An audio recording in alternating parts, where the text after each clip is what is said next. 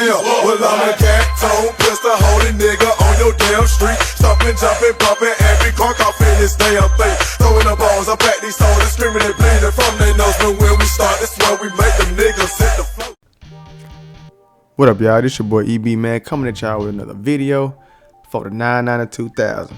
Hey, in this video, man, I'm gonna be showing y'all our first crime mob Team Proam game. Now, this game probably like almost a month old now. You know what I'm saying? Now, I'm just late uploading this, but I just wanted to upload this and give some tips in Proam. You know what I'm saying? This was our first game of the year, pretty much. Well, with this team, cause we played. You know what I'm saying? We had like a team that we made earlier in the year that was like a rough draft team. So this was official, you know what I'm saying, team right here. So I'm gonna just go over some things, you know what I'm saying, and you're gonna see in this gameplay I'm gonna leave in the good, the bad, and the ugly. You know what I'm saying? We end up, of course, winning this game. It was a close game. You know what I'm saying? They started us off with a real good team. You know what I'm saying? Look, they already getting steals off the rip, you know. But which is gonna go into the first thing I'm gonna say. You guys to be careful with the ball. Now that was me. I think that was my first turnover. You know what I'm saying? So when you a point guard, you really got to be real careful. And now it's hard on this game because it's easy to get steals, and you know people be stealing the ball, on ball steals, especially in the lane steals. You know what I'm saying? They just be everywhere. It's like every time, you know what I'm saying, everywhere you go, everywhere you pass, they standing right there. They just ready to steal the ball. Look at that. Hit them with that, hit that three.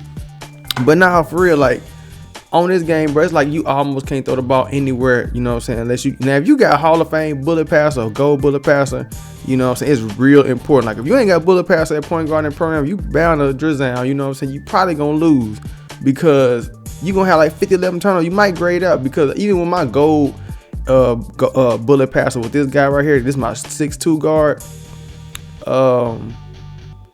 and he got gold bullet passer. He got like an 89, I think. I want to say like an 80.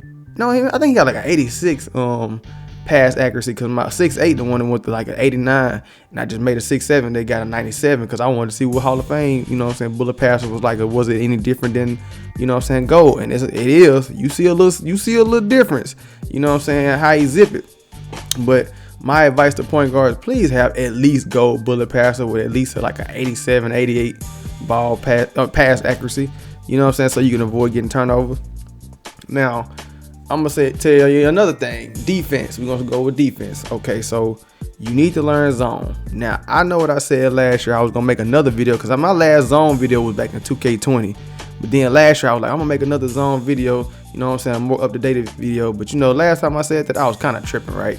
But you know what I'm saying? For real though, this time I'm gonna actually probably take this gameplay or another game where we run the zone. I'm gonna break down how we run it and stuff like that because I ain't about to link y'all back to that old 2K20 video. You know, so I'm gonna just make another video how you run zone 2-3 and 3-2. You know what I'm saying? And hey, we can go from there.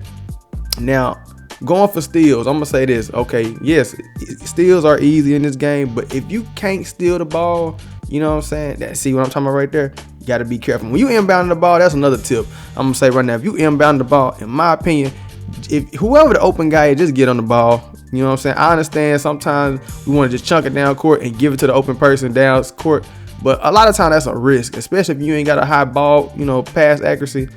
You know what I'm saying? They get them time to, you know, intercept the ball. Now, some teams it'll work on, but in Proam, you know what I'm saying, you got more people that's more skilled than in rec. So, like, you know what I'm saying, most likely you might get away with that, you know what I'm saying, a few times. But a lot of times, man, them dudes be ready to steal the ball. Now, if you see an open person, just go ahead and chunk it. But if not, just give it to the person in front of you and just go on about your day. But anyway, back to the defense. Going for steals, like on ball steals and stuff like that, it will throw you off. It'll freeze you up. It'll slow you down. Like if you go for a lane steal and you ain't got it, they probably gonna run past you and dunk you because you know what I'm saying, you're gonna be sitting there looking crazy. You know what I'm saying, your dude gonna be standing there still in that animation or just standing still for a long time and they gonna be ran past you and all that type of stuff. Like LA, he real good at, you know what I'm saying, knowing how to get into the lane. Well, really a lot of us are. All of us are, but you know what I'm saying, he got a real high steal rating and he got a lot of steals. He probably averaged about 5-6 steals a game. You know what I'm saying? But yeah, we be out here in them lanes. Now, if you play a team like us, you're going to have to be careful. You're going to have to pick and choose when you're going to throw the ball because we got some, you know, some little cheesers on our team. I'm telling you right now, as soon as you throw it, we might make you think, oh, this dude wide open. We'll come around, turn around, whoop, we'll time it. and just steal the ball. You just got to be careful because there's a lot of teams in Proam that's like that. You know what I'm saying? So, and also when you in the paint, if you playing paint defense, you know what I'm saying, sometimes it's best to you know, just hold your hands up. If you got to intimidate, just hold your hands up, because if you jump a lot in the paint, you will, you know, see that careless pass right there, but you will you know what I'm saying, have your opponent wide open if you jumping up and down in the paint. You know what I'm saying? Like, look at Eric Nash. I'm saying that he jumping. You know what I'm saying? But the dude couldn't capitalize. But you know what I'm saying? If you jumping in the paint, you know what I'm saying? Pogo stick helps. You know what I'm saying? But my advice is just, you know what I'm saying, if your dude big enough and he got intimidator, just hold your hands up. Now, sometimes some dudes can finish so good, pause, you know what I'm saying, that you're going to have to jump. But you're going to have to just be smart with it. You know, you just got to learn your opponent. That's all it is. That's pretty much when your first quarter and the second quarter is your time to learn the opponent that you're going against. Because by the time halftime hit, if you don't know the people you playing right now, you know what I'm saying, you pretty much done lost the game. Because if they still doing stuff that you can't predict, you know what I'm saying, you really weren't studying that hard about your team in the first half. Because, you know what I'm saying, people are real repetitive and they do things, you know what I'm saying, in patterns and stuff like that. So you kind of can see, you know what I'm saying, what they about and what they do and what are, you know, their tendencies and stuff like that. So, okay, and when you are running zone, and for you teams that do know how to run zone, like I got corner, you know what I'm saying, my dudes hold the bottom left corner.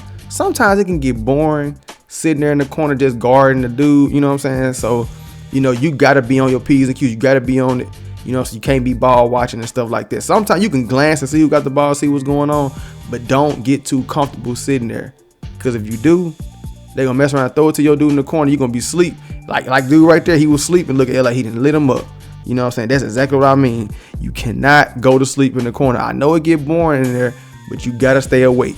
You got to stay awake, or else you're going to get burned and hit with a three. You know what I'm saying? Or backdoor. They'll backdoor you real fast. Dude have a Hall of Fame bullet pass. Been a threw it to his teammate. You've been and to be too late. And you can't count on your center to try to be there all the time, because sometimes he going to have to guard somebody else. You know what I'm saying? That probably took him out the paint. You know what I'm saying? So you just got to be careful when you're in that paint. Well, not in the paint, but you got to be awake when you're in the corner, because when you're up top, it's a lot of action. You following the person with the ball. You know what I'm saying? Most of the time, the ball handler going to have the ball. And, oh, look at that spike. You know what I'm saying? So, you know what I'm saying? You always moving, but when you just sit in the corner, it just, you know what I'm saying, you end up being lazy. Anyway, so I already talked about being smart with the ball. Pretty much just, you know, sometimes you got to just know when to slow down and just, you know what I'm saying, let the offense come to you. Because if you don't, you know what I'm saying, you're going to get a lot of turnovers and all that type of stuff. And if you've been paying attention to the score, you know what I'm saying, it was a close game, and then we started running away with it sometime towards the end of the game. You know what I'm saying? Because they was a tough team, and we kept having to switch our defense up from 2-3 to 3-2 to 2-3 to 3-2 to man to 2-3 to like floating and all. It was just a bunch of stuff. So another thing, make sure y'all communicate. Make sure y'all know, you know what I'm saying, all these different defenses, because one defense is not going to win you all these games. Because if you just go man all the time, you know what I'm saying, you're going to get cooked. You know what I'm saying? This is going to be that one team that's going to expose your man, pause, and then set them screens and all that type of stuff. You set screens during man, it's a wrap.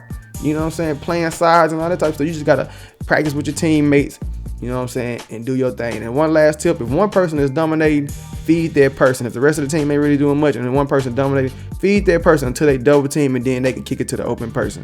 So that's my last tip, but hopefully y'all enjoyed this video. Hit that like button, subscribe if you're new. Hit that bell for them notifications. I'm going to catch y'all in the next video. I'm out.